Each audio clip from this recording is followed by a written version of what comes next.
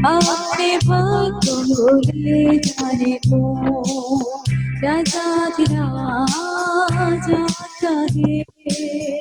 अपने भक्तों को ले जाने को प्रभु आने की राह में देखता हूँ, प्रभु आने की राह में देखता हूँ।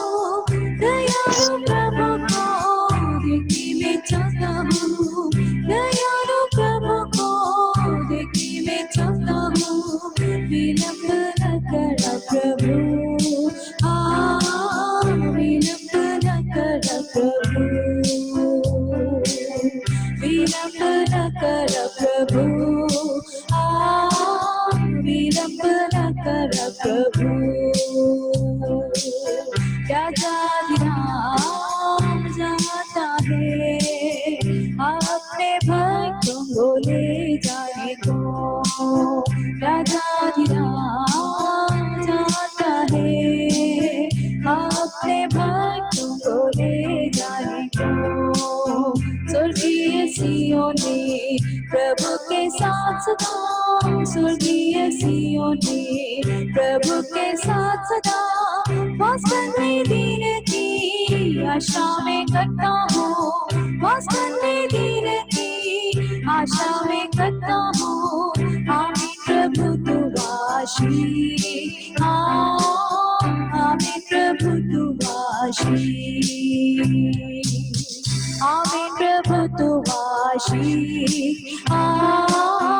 आमीन प्रभु तू वाशी।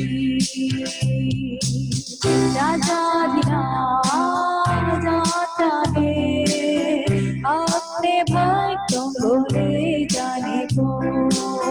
राजाधिराज आता है अपने भक्तों को ले जाने को। प्रभु आने की राह में देखता हूँ, प्रभु आने की राह में देखता हूँ। दयालु प्रभु को देखने में चाहता हूँ, दयालु प्रभु को देखने में चाहता हूँ। विलंब न कर प्रभु,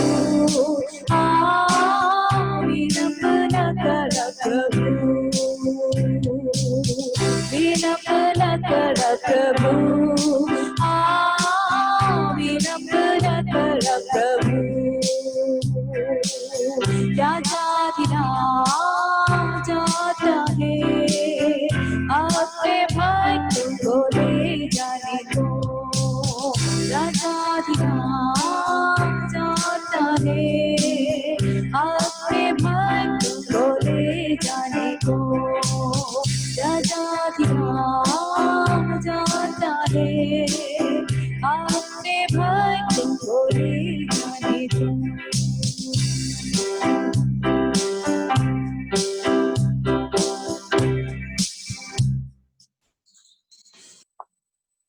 सबको जय मसीह।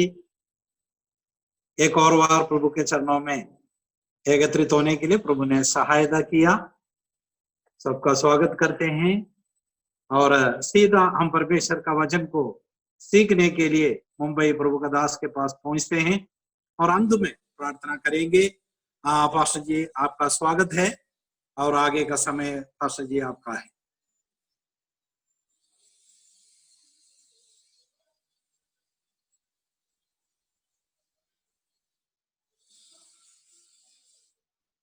आमीन, हालेलुया। पास्टर जी साउंड ओके। सबको जय मसीह की।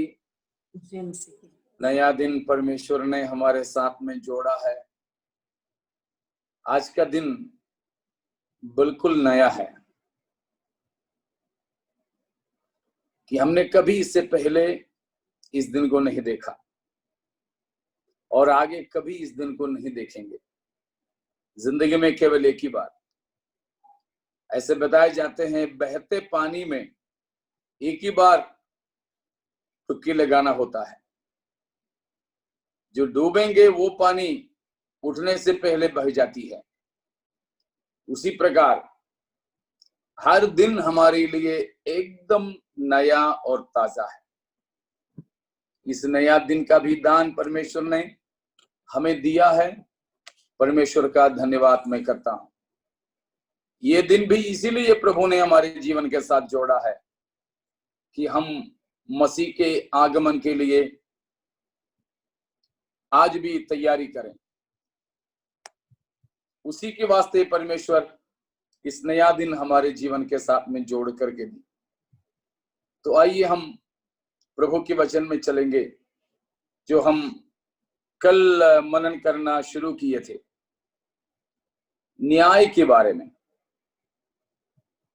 परमेश्वर ने बहुत से चीजें ठहराया है। परमेश्वर के द्वारा ठहराई गई कई सारे बातें हैं। उनमें से एक विषय को हमने देखा कि मनुष्य की मृत्यु को परमेश्वर ने ठहराया है, न्याय को ठहराया है, न्याय के दिन को ठहराया है, न्याय करने वाला व्यक्ति न्यायाधीश को भी परमेश्वर ने ठहराया है। और हम ये भी समझ सकते हैं कि न्याय करने का स्थान, जगह भी परमेश्वर ने तैयार किया है, ठहराया है। और इन सारे बातों के लिए, विशेषकर न्याय के सिलसिले में, इन तमाम बातों के लिए परमेश्वर ने प्रमाण भी दिया है। परमेश्वर का प्रमाण न्याय का प्रमाण है। बड़े भयानक रूप से मुझे उस पर नजर डालना हुआ है।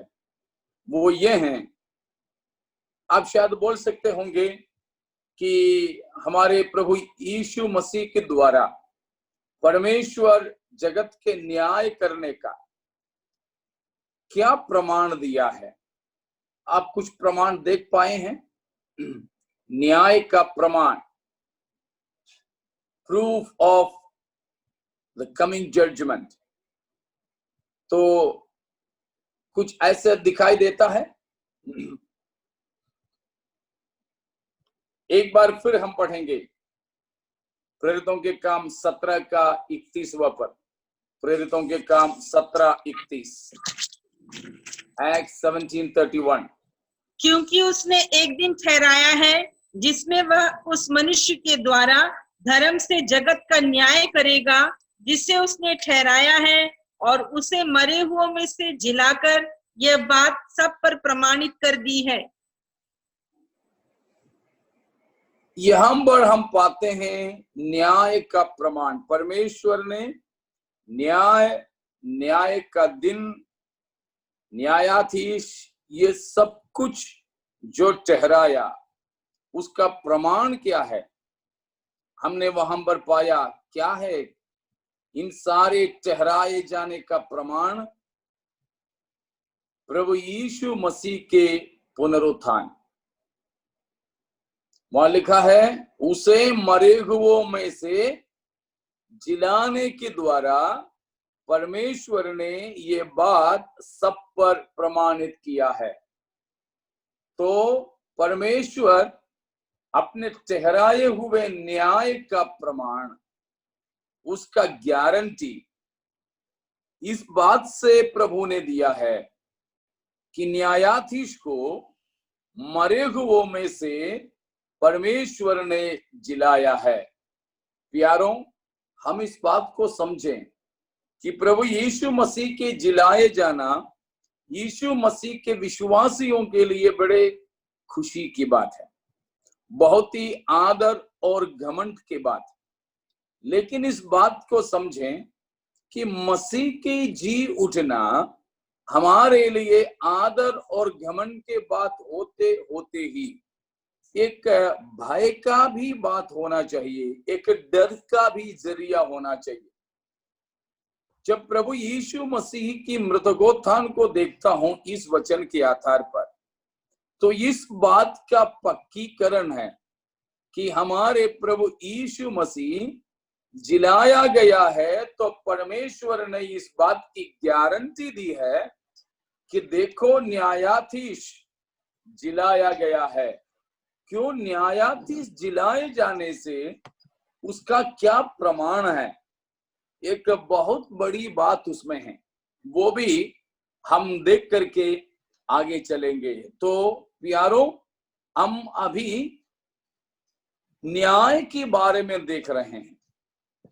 परमेश्वर केवल प्रेमी, दयालु, करुणा निधान और दया की धनी ही नहीं, परंतु हमारे परमेश्वर परम पवित्र, धर्ममय, न्यायी, सच्चा और किसी की पक्ष नहीं लेने वाला है। तो ये बात हमें हमेशा मन में रखना है। जैसे मैंने कल बताया था, बहुत से लोग जैसे सोचते हैं कि स्वर्ग भी नहीं, नरक भी नहीं। ये बाहर वालों की बात नहीं कर रहा हूं, कलीसिया के अंदर वालों की बात कर रहा हूं। कलीसिया के अंदर के लोग, और भी बढ़कर बता दें तो पास्टर लोग, बाइबल के अध्यापक लोग, प्रचारक लोगों के मानना है कि स्वर्ग भी नहीं, नरक भी नहीं, सब यही हैं, पृथ्वी पर ही है। बाइबल के मानने वाले ऐसे लोगों के कहना है। तो इस प्रकार की स्थिति में वे कहने का एक विशेष कारण ये बताते हैं कि परमेश्वर करुणा निधान है, प्रेमी परमेश्वर है। वो परमेश्वर लोगों को नरक में नहीं डाल सकते। इस प्रकार के विचार शैतान ने लोगों के अंदर डाल रखा है। अगर स्वर्ग और नरक नहीं और वो दोनों यही हैं, तो फिर मसीही जिंदगी का मतलब क्या है? और मसीही जिंदगी और पवित्रता की जिंदगी, उसका कोई मायना ही नहीं है। लेकिन परमेश्वर का सत्य वचन, मैंने पहले एक बार आपको कहा था ये वचन के बारे में, 3 बात शायद आपको याद होंगे। Inspired word of God, infallible word of God, inerrant word of God, inspiration, infallibility and inerrancy। ये 3 बात हमेशा वचन के साथ में जोड़कर ही समझें। इंस्पायर्ड वर्ड ऑफ गॉड मतलब परमेश्वर की प्रेरणा से लिखा गया वचन। परमेश्वर की प्रेरणा का मतलब भी मैंने उस दिन बोला था, मूल भाषा में प्रेरणा जो अनुवाद किया गया वो शब्द का मतलब है श्वास। इसीलिए परमेश्वर के श्वास करके खुदा के कलाम को हम बोल सकते हैं। परमेश्वर का श्वास लिखा गया। मलयालम में बहुत अच्छा दिया है, ദൈവ നിശ്വാസീയമായ വചനം। ചിലര് അതിനെ നിശ്വാസീയം എന്നുള്ളതിനെ വിശ്വാസീയം എന്നാക്കിയാ പറയുന്നത്. തെറ്റാണ്. ദൈവവിശ്വാസീയം എന്നല്ല, ദൈവശ്വാസീയം। ദൈവശ്വാസീയം എന്ന് പറഞ്ഞാൽ നിശ്വാസീയം। मलयालम में उसका मतलब है कि हम श्वास लेते हैं, देते हैं। श्वासोच्छ्वास इसलिए हम लोग बोलते हैं, श्वास लेना देना। तो और परमेश्वर के श्वास से लिखा गया वो है, उसका मतलब मलयालम में बहुत सफाई से दिया है, गॉड ब्रीथ। किसी किसी इंग्लिश वर्जन में इंस्पायर्ड की जगह पे लिखा है all the scripture is God breath. परमेश्वर ने श्वास लिया है वचन, जो 2 तिमोथी 3:16 में लिखा है। हर एक पवित्र शास्त्र परमेश्वर की प्रेरणा से लिखा गया है। तो वहां पर ये दिया है इंस्पायर्ड वर्ड करके जो लिखा है, लेकिन बहुत से वर्षनों में लिखा है कि all scripture is given by God's breath और all scripture is God breath. तो परमेश्वर की प्रेरणा वो है इंस्पिरेशन, परमेश्वर का श्वास। दूसरा है इनफैलिबल वर्ड ऑफ गॉड, कि परमेश्वर की वचन अटल है, प्रभु ने कहा है स्वर्ग या आकाश और पृथ्वी टल जाएंगे, लेकिन परमेश्वर के वचन की मात्रा बिंदु तक नहीं हटेगी। तो अटल परमेश्वर का वचन। और तीसरा है इनरेंट वर्ड ऑफ गॉड, कभी भी गलत नहीं होने वाला परमेश्वर का वचन। ദൈവശ്വാസീയമായത്, തെറ്റിക്കൂടാത്തത്, മാറ്റമില്ലാത്തത്. സ്തോത്രം. മൂന്നാമത്തേതാണ് അപ്രമാദിത്വമുള്ളത്, ഒരിക്കലും തെറ്റുപറ്റിക്കൂടാത്തത്. तो परमेश्वर का वचन जो है परमेश्वर का श्वास है और वो अटल है, और तीसरा उसमें गलत हो ही नहीं सकता। प्रभु यीशु मसीह की जन्म से कम 1500 वर्ष पहले से लिखना प्रारंभ हुआ खुदा का कलाम। मसीह की जन्म के 100 साल बाद तक उसकी आखिरी किताब पूरा लिखा गया।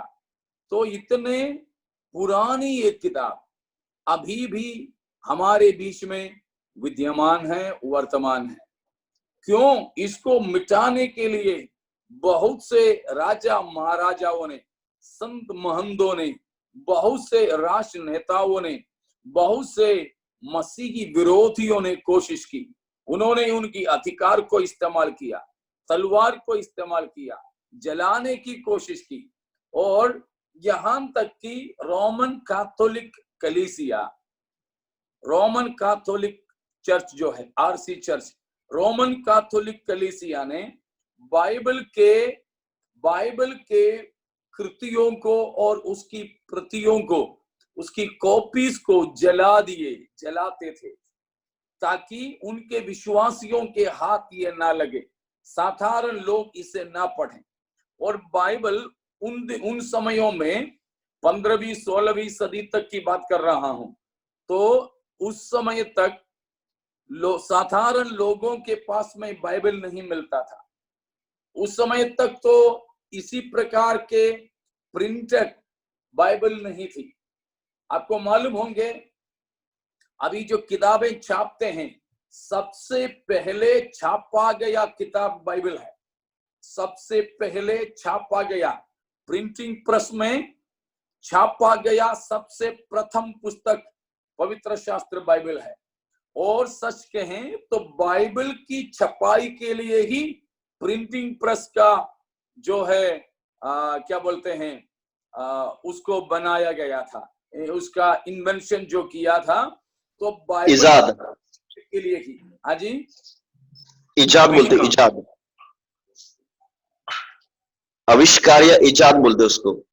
ओके, आविष्कार, ठीक है, थैंक यू। अभिषेक है क्या? जी sir. Okay okay, thank you. तो ये प्रिंटिंग प्रेस का आविष्कार भी तो इसकी छपाई के लिए हुआ था, लेकिन उसकी छापने से पहले भी जो है हाथ से लिखी हुई बाइबल की कॉपियां थी। लेकिन रोमन कैथोलिक चर्च ने भी उन प्रतियों को, उन कॉपियों को जो है जला करके डाल दिए। बाहर की बातें छोड़ दो, कैथोलिक चर्च की बात कर रहा हूं, उनने इसको जला दिए। और कुछ ऐसे पादरियां थे जो बाइबल को अनुवाद करते थे, कॉपियां बनाते थे, लेकिन उन लोगों को भी जला डाले। उनको भी जला डालने से भी गुस्सा जब खत्म नहीं हुआ, उनको दफन किए हुए दफन स्थान से उनकी हड्डियों को निकाल करके चूर चूर करते थे।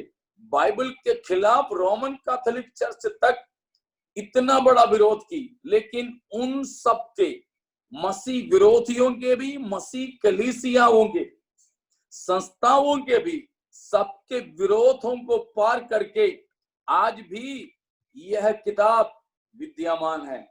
हालेलुया। तो आज सबसे ज्यादा भाषाओं में अनुवादित किया गया एकमात्र किताब पवित्र शास्त्र बाइबल है। लगभग 2800 के आसपास की भाषाओं में ये किताब जो है अनुवाद किया गया है। और आज भी हर साल बेस्ट सेलर, सबसे ज्यादा बिकने वाली किताब, सबसे ज्यादा पढ़े जाने वाले किताब, सबसे ज्यादा लोग खरीद कर अपनाने वाले किताब हर साल में यही बाइबल है। और दुनिया में अगर किसी एक किताब पर आधारित अन्य किताबें लिखे गए हो, वो भी इसी बाइबल पर आधारित है। बहुत सारे अन्य किताबें जो लिखे गए उस प्रकार भी दुनिया में और कोई किताब नहीं बाइबल की शरीक है। इतना मैं कहने का मतलब यह था कि पवित्र शास्त्र बाइबल जो परमेश्वर की प्रेरणा या शास्त्र से लिखा गया और परमेश्वर के वचन जो कभी टलने का नहीं और जो कभी भी गलत नहीं हो सकता है, वो वचन हमें स्पष्ट रूप से बताते हैं देयर इज ए जजमेंट, एक न्याय है। उसके लिए परमेश्वर ने ठहराया हुआ 4-5 बात है जो हमने देखा। मृत्यु को ठहराया, न्याय को ठहराया, न्याय के दिन को ठहराया, न्याय के जगह को भी ठहराया और न्यायाधीश को भी ठहराया। उसका गारंटी भी परमेश्वर ने हमें दिया, उसका निश्चय या प्रमाण भी दिया है न्यायाधीश को मुर्दों में से जिलाते हुए। तो उसका पक्कीकरण की ओर जा रहे हैं। तो उससे पहले हम 2 वचन को पढ़ेंगे। एक तो हम पहले एक बार पढ़े थे, फिर भी हम देखते हैं पहला पत्रस 1:17 पद। और जबकि तुम हे पिता कहकर उससे प्रार्थना करते हो जो बिना पक्षपात हर एक के काम के अनुसार न्याय करता है, तो अपना परदेशी होने का समय भय से बिताओ। यहां बताया है कि बिना पक्षपात हर एक के काम के अनुसार परमेश्वर न्याय करता है, पक्षपात के बिना। रोमियो की पत्री 2 अध्याय, रोमियो 2 उसका 11वां पद। क्योंकि परमेश्वर किसी का पक्षपात नहीं करता। परमेश्वर किसी का पक्षपात नहीं करता। जो पतरस ने उधर बताया वही बात यहां पर भी पौलुस ने बताया। 2 इतिहास 19:7, 2 इतिहास 2 Chronicles 19:7।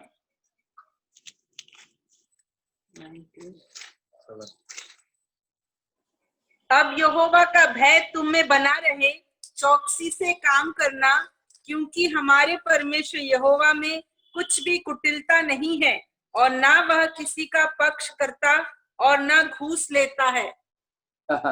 हमारे परमेश्वर न किसी की पक्ष लेता है और ना घूस लेता है। परमेश्वर को क्या घूस देंगे? हाँ, बहुत लोग खुदा को भी घूस देते हैं। कैसे? हालेलुया स्तुतियों के भी घूस देने वाले हैं। बोलते हैं कोटि कोटि धन्यवाद, सोचते हैं कोटि कोटि में खुदा तो बिल्कुल सर चकरा कर गिर जाएंगे। बिल्कुल नहीं, परमेश्वर को कोई घूस नहीं दे सकता। परमेश्वर को कोई कुटिलता से अपने पक्ष में ले सकता नहीं। परमेश्वर किसी की पक्ष नहीं करता, किसी के पक्ष नहीं करता। आखिरी में भी देखिए प्रकाशित वाक्य 22 अध्याय उसका 12वां पद। देख मैं शीघ्र आने वाला हूँ और हर एक के काम के अनुसार बदला देने के लिए प्रतिफल मेरे पास है। तो परमेश्वर कहता है मैं शीघ्र आने वाला हूं, हर एक के काम के अनुसार बदला देने के लिए प्रतिफल मेरे पास है। तो परमेश्वर इन हर जगह पर बताया कि न्याय करने वाला परमेश्वर है। परमेश्वर न्याय भी कैसे करेगा? परमेश्वर न्याय बिना पक्षपात से करेगा।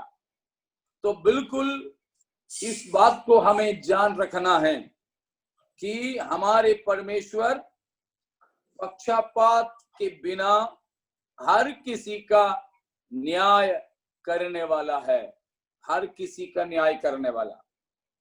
अब दूसरी बात हम ये देखने जाते हैं, यीशु मसीह की जी उठने के द्वारा परमेश्वर ने न्याय का, न्याय होने का प्रमाण कैसे कर दिया। उससे यीशु मसीह की जी उठने से और न्याय से क्या ताल्लुका है। हाँ, एक विशेष ताल्लुका ये है कि प्रभु यीशु मसीह किस प्रकार का न्यायी है। हमें तो मालूम है, अभी कुछ दिन पहले था कि दिल्ली में जो निर्भया नाम रखी हुई लड़की, उसके नाम तो वो नहीं थी, लेकिन भारतवासियों ने या हमारे पूरे भारत के आबादी मिलकर के उस लड़की का नाम निर्भया रख दिया, जो काफी लोगों के द्वारा कुकर्म किए गए और बड़े बुरी तरीके से खत्म कर दी गई वो लड़की, और उसकी हत्यारों को फांसी देने का फैसला किया था।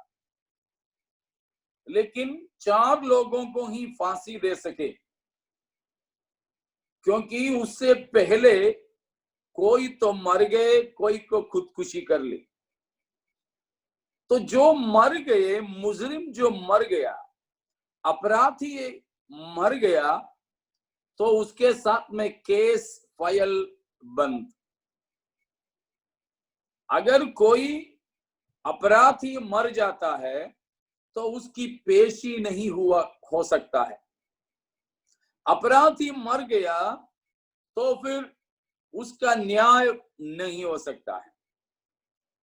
यह है हमारे मानवीय या ये दुनियाई संसार की बात। कितने भी बड़े अपराधी इसीलिए हैं जो आतंकी लोग अपने पास में कुछ ऐसा उपाय रखते हैं, लगता है कि पकड़ में आ जाएं तो वो मारे जाना पसंद करेंगे। जिंदा जिंदा पकड़ाए जाना कोई भी आतंकी नहीं चाहता। आतंकी मारे जाने से मुकराते नहीं। तो मर गया तो मृत्यु के बाद में न्याय नहीं, मृत्यु के साथ में पेशी खत्म हो गया। मौत हो गया अपराधी का तो हो गया उनका केस फाइल बंद, खत्म। लेकिन हमारे प्रभु यीशु मसीह न्यायी होकर एक विशेषता है कि मसीह के न्याय का खासियत यह भी है कि जो मर भी जाता है उनको भी जिलाकर अपने सामने खड़ा कर सकता और उनका भी जो मुर्दे हैं न्याय कर सकता है हमारे परमेश्वर। उसी के लिए न्यायाधीश को जीना, मरना, जी उठना जरूरी था। फिर से बताता हूं, जीवितों और मुर्दों के न्याय होने का है। इसीलिए यीशु मसीह को जो न्यायाधीश है, जीना, मरना, जी उठना अनिवार्य था। पढ़ेंगे हम कुछ वचन दूसरा पत्री तीमुथियुस के लिए, पौलुस का दूसरी पत्री तीमुथियुस के नाम से 4 अध्याय का पहला वचन को पढ़ेंगे। परमेश्वर और मसीह यीशु को गवाह करके जो जीवित और मरे हुओं का न्याय करेगा और उसके प्रकट होने और राज्य की सुधि दिलाकर मैं तुझे आदेश देता हूँ। क्या पढ़ा है? परमेश्वर यीशु मसीह।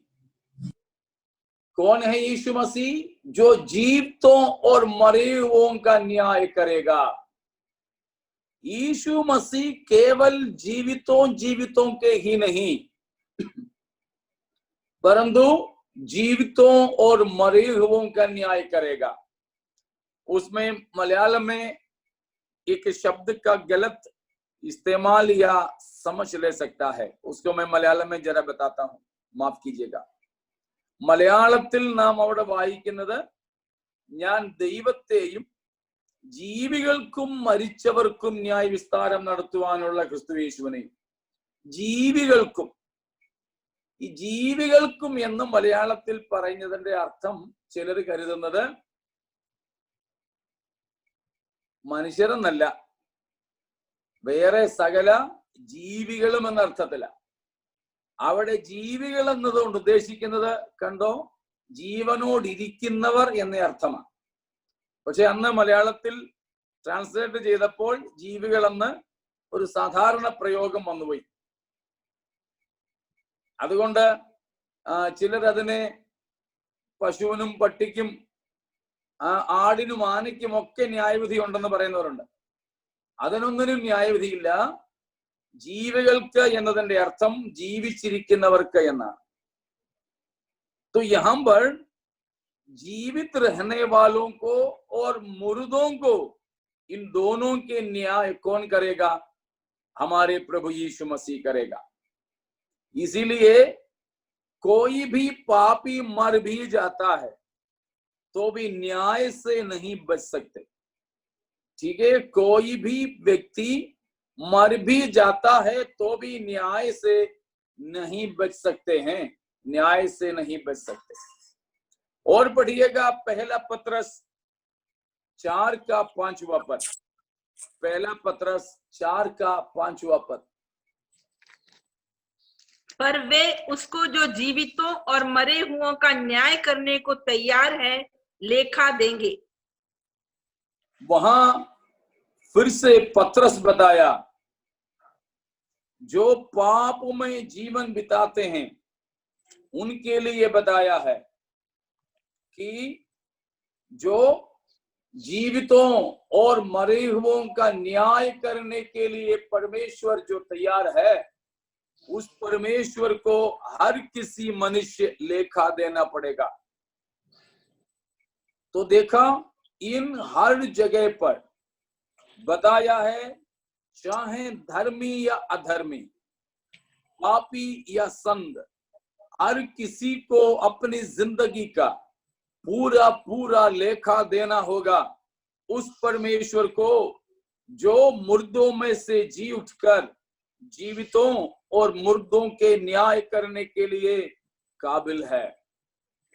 यारों, जब पत्रस ने पहला पत्रस 1:17 में बताया, बात को याद रखना कि हम हे पिता, हे परमेश्वर करके जिस परमेश्वर को पुकारते हैं, जिसे हम पापा मानते हैं, प्रार्थना करते हैं, वो किसी की पक्ष लिए बिना हर किसी को उनके जिंदगी के अनुसार बदला देने वाला परमेश्वर है।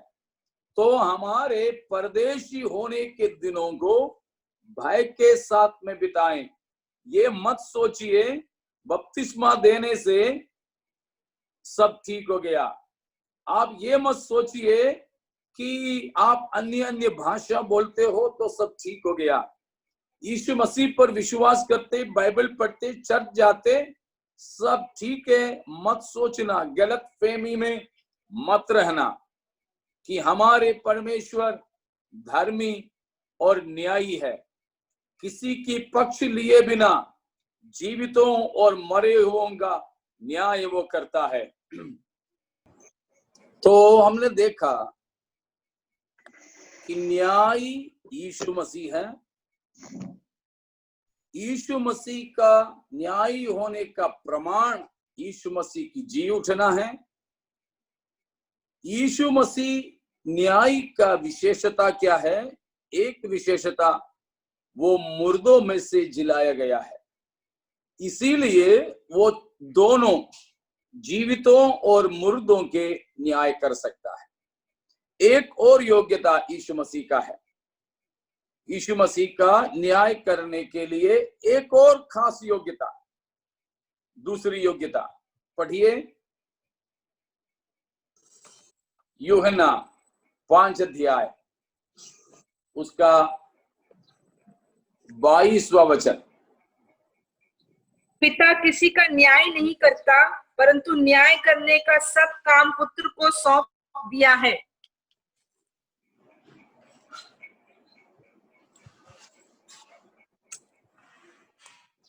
पिता किसी का न्याय नहीं करता,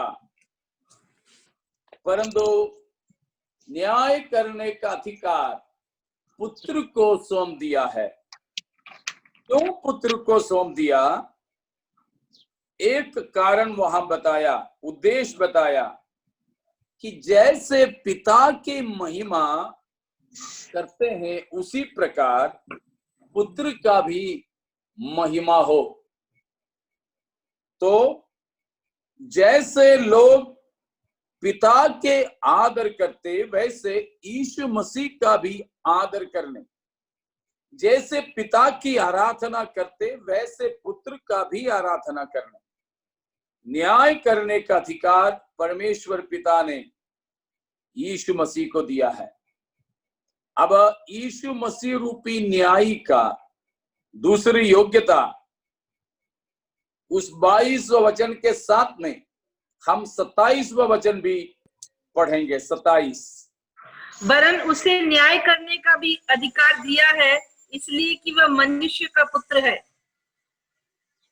दूसरी योग्यता न्यायी का ये होना चाहिए कि वो मनुष्य होना चाहिए। इसीलिए प्रभु यीशु मसीह मनुष्य के पुत्र बनकर के आया, जिससे यीशु मसीह न्याय करने का अधिकार को प्राप्त कर सके। ठीक है, प्रभु यीशु मसीह न्याय करने का अधिकार को प्राप्त कर सके, उसकी वास्ते मनुष्य के पुत्र बनकर के आया। खास यीशु मसीह न्यायी होने का ये दो योग्यता है। पहला, यीशु मसीह मुर्दों में से जिलाया गया, जिसे मुर्दों और जीवितों के न्याय कर सके। और दूसरी बात, यीशु मसीह मनुष्य का पुत्र है ताकि वो मनुष्यों के न्याय कर सके। क्यों? उससे क्या मतलब है? क्योंकि यीशु मसीह परमेश्वरत्व में ही रहकर, परमेश्वर ही परमेश्वर रह करके अगर न्याय करें तो हो सकता है यीशु मसीह पर विश्व के तो बड़े बड़े न्यायाधीश लोग भी तो न्याय के लिए खड़े होंगे मुजरिम होकर वहां, क्योंकि मसीह के बिना जिए और मरे वे सबके सब मसीह के सामने न्यायासन के आएंगे। तो वे संसार में रहते समय बड़े बड़े वकीलें थे, बड़े बड़े न्यायाधीश थे, बड़े बड़े राजनेताएं, कानून मंत्रियां, कानून और संविधान को लिखने वाले, ये सारे लोग भी मसीह या परमेश्वर के सामने न्याय के लिए खड़े होंगे तो वे ये सवाल जरूर करेंगे, क्योंकि हमारे परमेश्वर न्यायी है, न्याय के सामने अन्याय नहीं करेगा। इसीलिए हर किसी अपराधी को अपना वश रखने के लिए अनुमति है। तब ये सब बड़े बड़े हस्तीन, बड़े बड़े न्यायाधीश, बड़े बड़े वकील, बड़े बड़े कानून मंत्रियां रहे हुए लोग ये सवाल कर सकते हैं परमेश्वर से कि परमेश्वर, आप तो न्यायासन में बैठे हो, आप तो परमेश्वर हो, हम तो बिल्कुल मिट्टी से बने मनुष्य हैं, आप अपने हिसाब से हमारे क्या न्याय कर सकते हो? ये कहां से न्याय है? उस प्रकार का एक बात ये लोग उठाए तो न्यायी परमेश्वर का मुंह बंद हो जाएगा, वो इनको खारिज करने लगे, उनको अपने अपराध से छुटकारा देने लगे। ठीक है, तुम लोग रिहा हुए हो, ऐसे हैं तो परमेश्वर का सब काम विफल, असफल, आखिरी वक्त में आकर परमेश्वर को हार मानना पड़ेगा। इसीलिए सर्वज्ञानी परमेश्वर ने अपने पुत्र को मनुष्य होकर इस संसार में भेजा। यीशु मसीह हमारे जैसा ही शरीर में, पापमय शरीर की समानता में संसार में रहा। आपसे मैं पूछना चाहूंगा, पापमय शरीर में था या पापमय शरीर की समानता में था जब इस संसार में आए थे? तब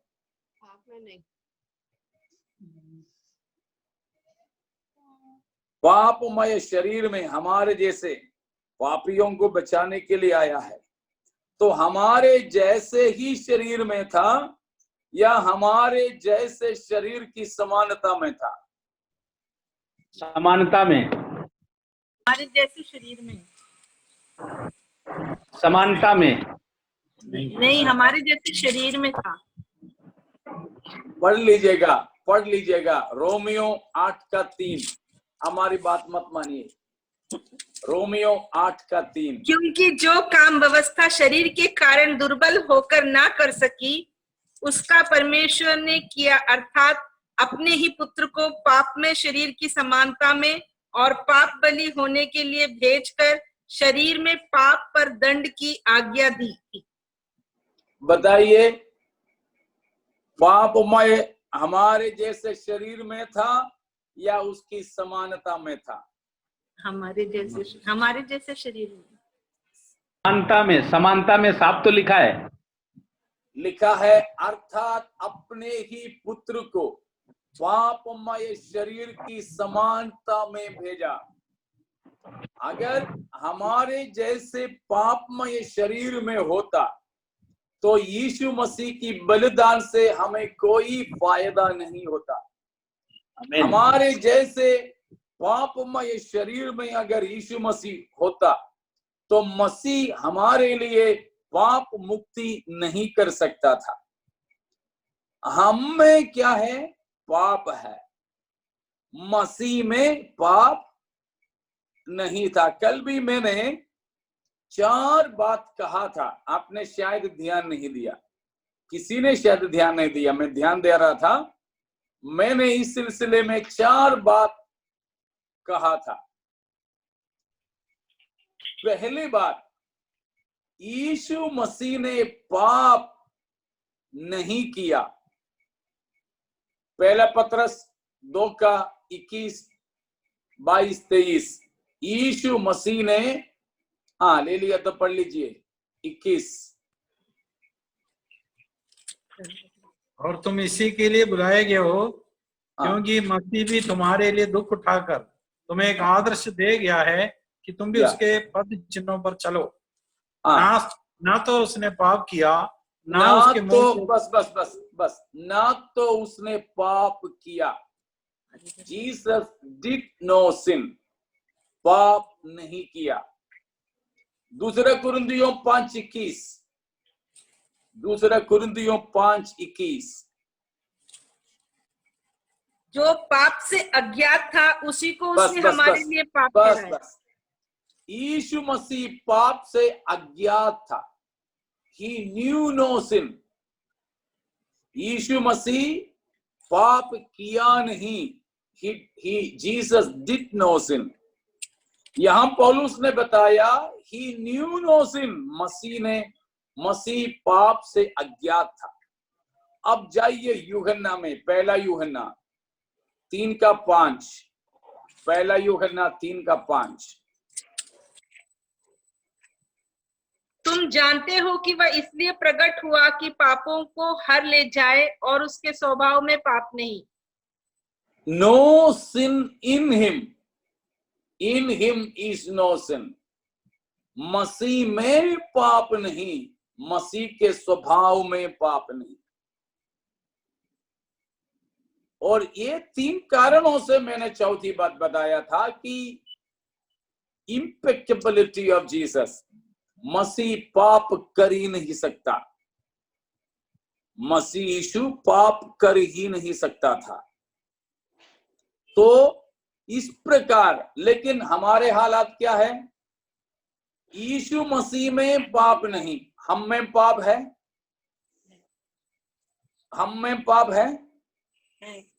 पहला यूहन्ना 1:7।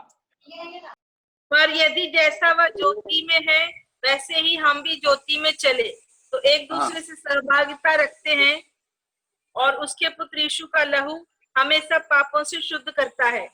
8वां पद। यदि हम कहें कि हम में कुछ भी पाप नहीं तो अपने आप को धोखा देते हैं और हम में सत्य नहीं। हम में पाप है, 3:5 में हमने पढ़ा यीशु मसीह में पाप नहीं, लेकिन 1:8 में बताते हैं हम में पाप है।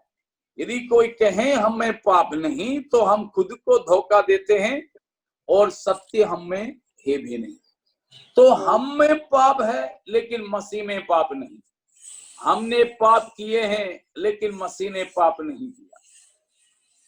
और यीशु मसीह पाप से अज्ञात था, हम तो लेकिन पाप करके अपन को अनुभव है। पाप खट्टा है, मीठा है, या खट्टा मीठा है, तीखा है, फीका है, सब हमें मालूम है। पाप करके हमें अनुभव है, हम पाप से ज्ञात है। तो इस प्रकार हमारे प्रभु यीशु मसीह हमारे ही जैसा शरीर में होता तो हमसे कोई फर्क नहीं होता। हम में से कोई मारे जाने से जो फायदा होता वही फायदा मसीह के क्रूस की मृत्यु से भी होता, लेकिन नहीं।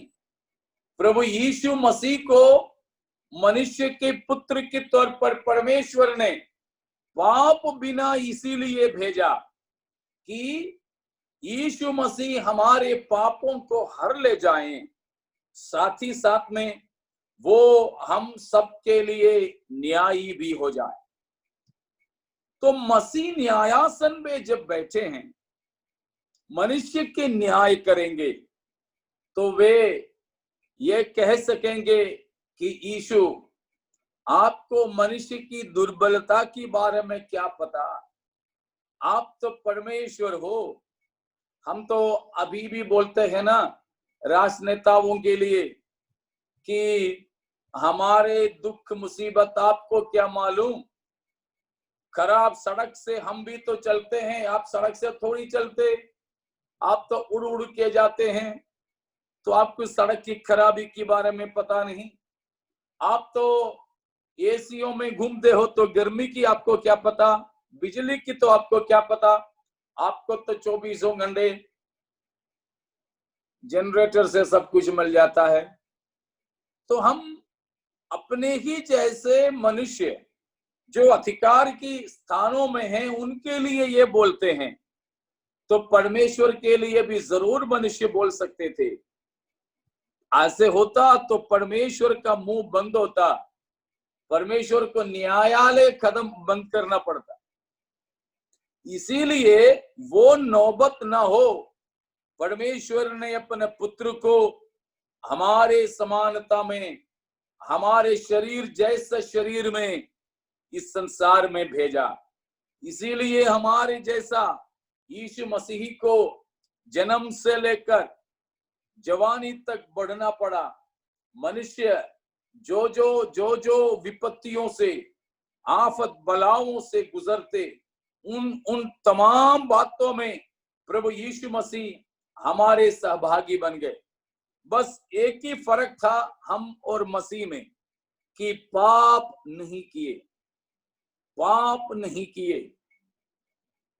इसीलिए इब्रानियों की पत्र में बताते हैं कि पाप के बिना बाकी हर एक बातों में प्रभु यीशु मसीह हमारे ही समान बना था, हमारे ही समान एक महायाजक बनकर हमारे प्रभु यीशु मसीह अपने आप को इस संसार में हमारे लिए बलिदान करके चढ़ाया है।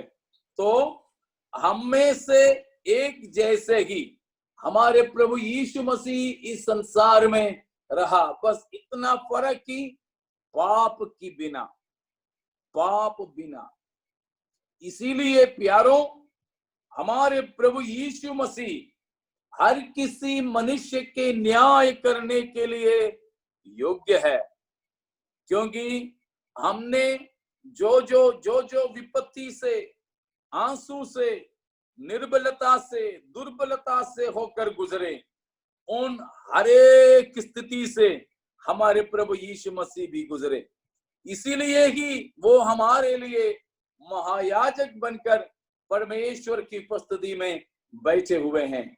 इसीलिए हमारे लिए महायाजक की ये प्रार्थना सही रीति से प्रभु यीशु मसीह कर सकेंगे। तो प्यारों, इसीलिए उसको चाहे तो पढ़ लीजिएगा, इब्रानियों 4 का 14, 15 और 16। इसलिए जब हमारा ऐसा बड़ा महायाजक है जो स्वर्गों से होकर गया है, अर्थात परमेश्वर का पुत्र यीशु, तो आओ हम अपने अंगीकार को दृढ़ता से थामे रहे, क्योंकि हमारा ऐसा महायाजक नहीं जो हमारी निर्बलताओं में हमारे साथ दुखी ना हो सके, वरन वह सब बातों में हमारे समान परखा तो गया, तो भी निष्पाप निकला।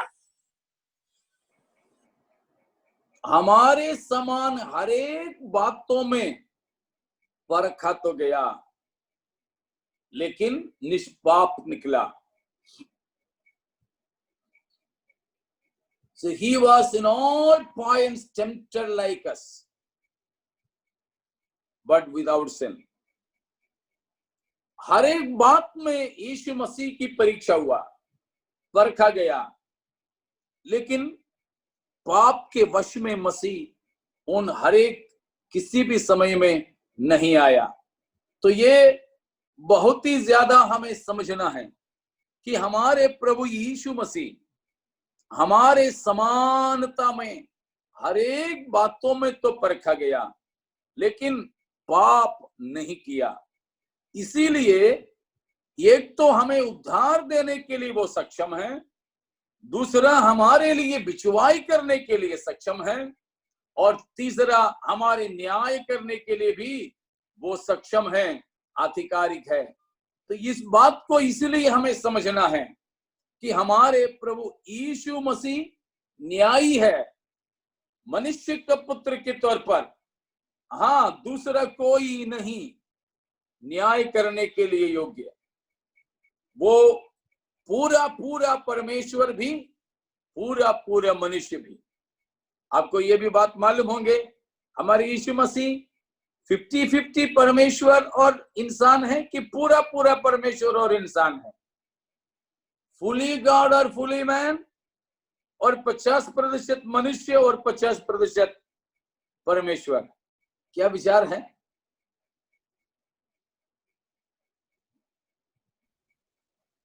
पूरा पूरा है। हाँ। बिल्कुल, पूरा पूरा परमेश्वर और पूरा पूरा मनुष्य।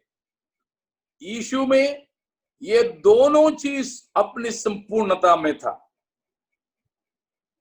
बहुत लोग ऐसे गलत विचार रखते हैं कि यीशु मसीह आधा परमेश्वर था, आधा इंसान था। नरसिंह ही जैसे, नरसिंह नहीं, ठीक है ना? आधा मनुष्य आधा सिंह, ना ना ना, पूरा पूरा मनुष्य था, पूरा पूरा परमेश्वर था। यीशु मसीह में ये दोनों ही दोनों प्रभु के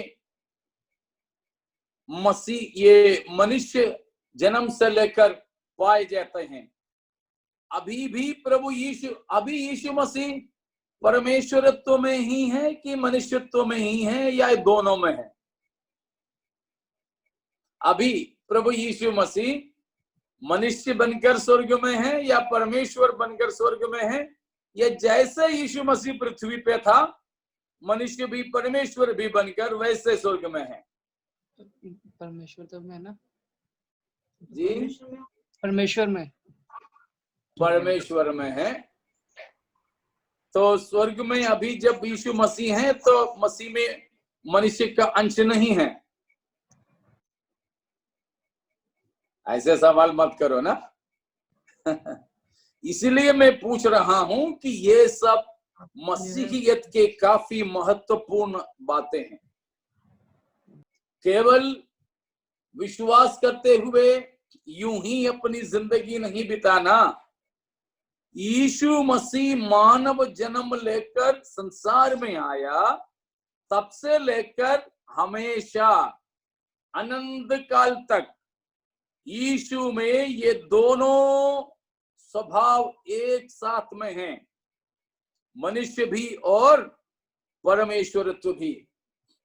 अभी तक आपको सुनते सुनते में कोई दिक्कत नहीं लगा था कि यीशु मसीह न्याय करने आने वाला है, यीशु मसीह मुर्दों में से जिंदा हो गया तो दोनों का न्याय कर सकते, कोई दिक्कत नहीं थी। और यीशु मसीह मनुष्य का पुत्र था, इसीलिए न्याय करेंगे मनुष्य का, इसके लिए भी दिक्कत नहीं थी। लेकिन अभी भी यीशु मसीह मनुष्य के पुत्र के तौर पर है बताया तो कुछ लोगों को थोड़ा सा इधर उधर शंका होने लगी। तो फिर चलिए देखेंगे। तो उसको देखे बिना ही हमारे दिमाग में ये सोच सकते हैं न्याय कब होने वाला है? भविष्य में। मनुष्यों के न्याय भविष्य में होने वाला। तो भविष्य में जब होगा न्याय, तब मसीह मनुष्य का पुत्र बनकर के होगा। तो इतने में हम समझ सकते हैं कि अभी भी यीशु मसीह अपने मनुष्यत्व की संपूर्णता में है। और अभी यीशु मसीह क्या कर रहे हैं? अभी यीशु मसीह की क्या सेवकाई है? मसीह क्या अभी बिछुआई कर रहे हैं। अभी हमने इब्रानियों 4 से पढ़े, महायाजक है, हाई प्रीस्ट। महायाजक की ये सेवकाई में किसके बदले में कर रहे हैं? तो उन्हीं के समान उसको भी होना चाहिए। तो मैंने 3 बात उसके लिए बताया। यीशु मसीह मनुष्य हो तभी मनुष्य की छुटकारा दिला सकता है। यीशु मसीह मनुष्य हो तभी मनुष्यों के लिए बिछुआई कर सकते हैं। यीशु मसीह मनुष्य हो तभी मनुष्यों के न्याय कर सकते हैं। तो देखिए, यीशु मसीह अभी मनुष्य बनकर के हैं कि नहीं है? पहला तिमोथी, पौलुस ने तिमुथियुस के लिए लिखा, पहला पत्रिका 2 अध्याय उसका 5वां पद। क्योंकि परमेश्वर एक ही है और परमेश्वर और मनुष्यों के बीच में भी एक ही बिछुआई है, अर्थात मसीह यीशु जो मनुष्य है। मसीह यीशु जो मनुष्य है। बिछुआई करने का समय, बिछुआई करने का समय अब है। यीशु मसीह के स्वर्ग उठा लिए जाने के बाद हमारे लिए वो बिछुआई कर रहे हैं। तो बिछुआई करने की महायाजक के समय में यहां लिखा है यीशु मसीह जो मनुष्य है। अब देखिए, प्रभु यीशु मसीह, इब्रानियों में से तो काफी कुछ वही है, हमने उसके लिए अभी पढ़ ही लिया है। फिर भी एक वचन और पढ़ेंगे, 2 का 14-15, इब्रानियों 2 का 14-15।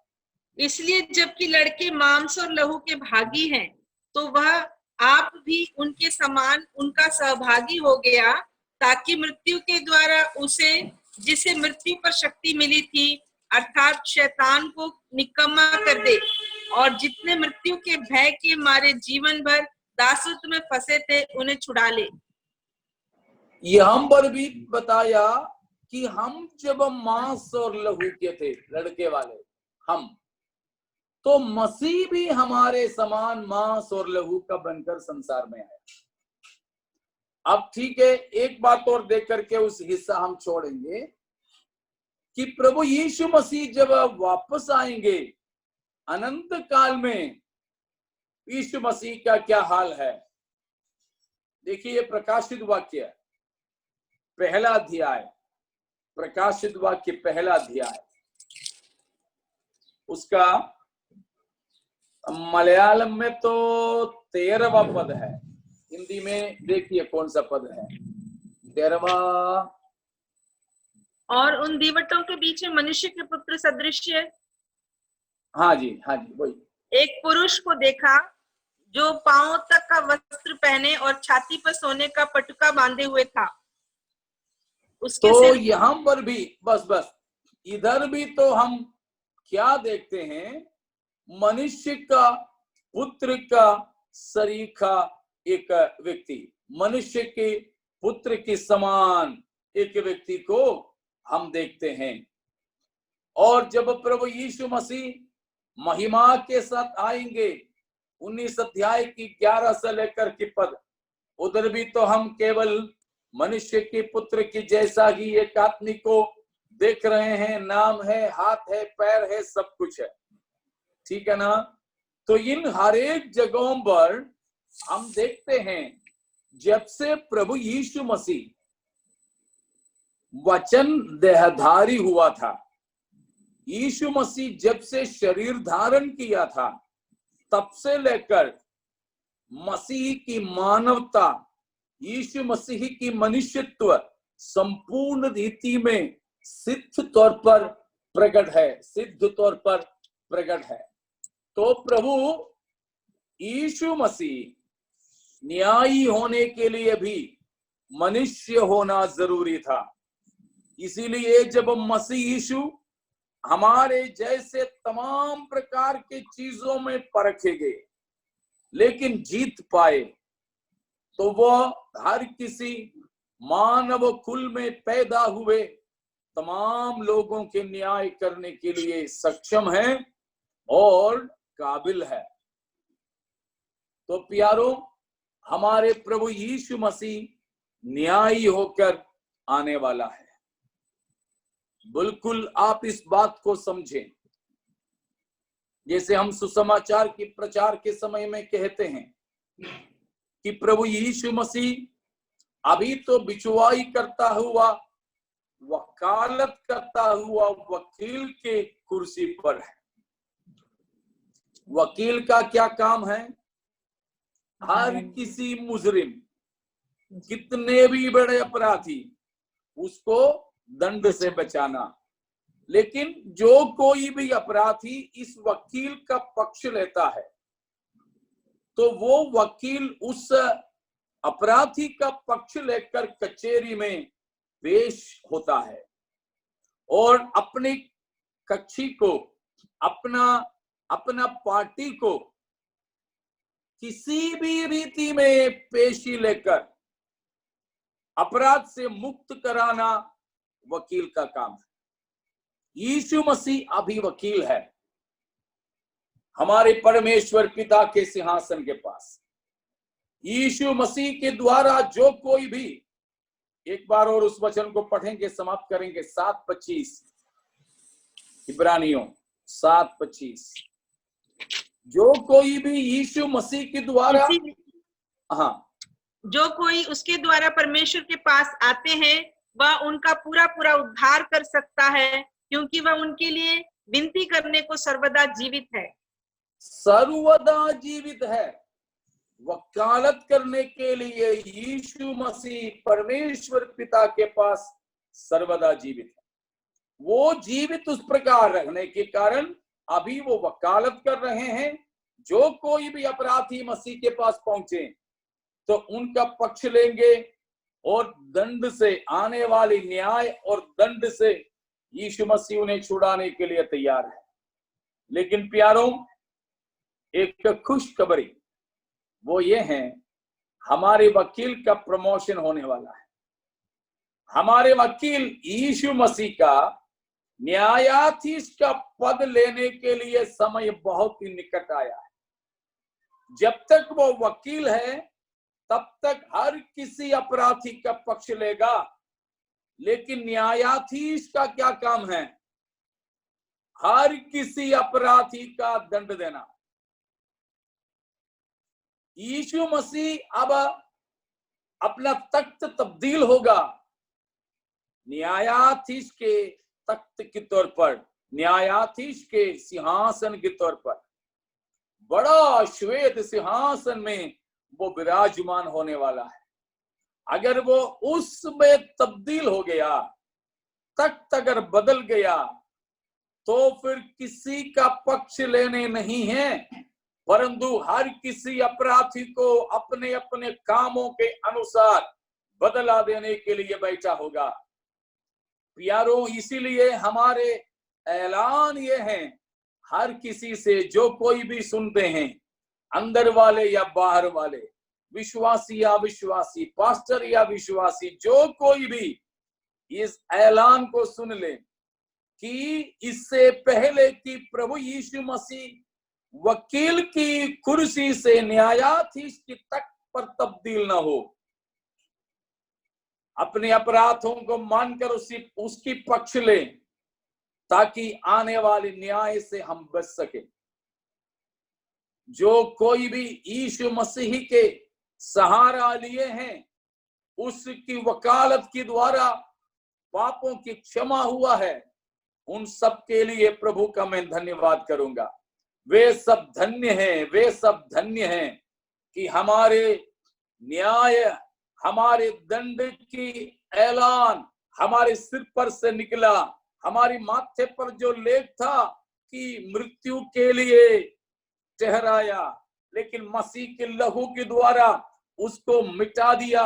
अब हमारे माथे पर एक लेख है, परमेश्वर का संतान। इसीलिए यूहन्ना के साथ में हम बोल सकेंगे कि परमेश्वर पिता ने हम पर इतना बड़ा प्रेम किया कि हम परमेश्वर का पुत्र कहलाए। आइए प्यारों, आने वाले न्याय से बचने के लिए प्रभु यीशु मसीह पर विश्वास करें। मसीह जो क्रूस पर मारा गया था, मसीह जो मुर्दों में से जिलाया गया था, उसी पर हमारे ईमान लगाकर हमारी जिंदगी को आगे बढ़ाएं। प्यारों, आने वाले न्याय से बचकर अनंत जीवन में परमेश्वर के साथ प्रवेश करें। इन वचनों के द्वारा परमेश्वर हम सबको आशीष दें। बाकी भाग मसीह की आगमन में देरी है तो हम कल देखेंगे। तब तक के लिए विदा। जय मसीह की।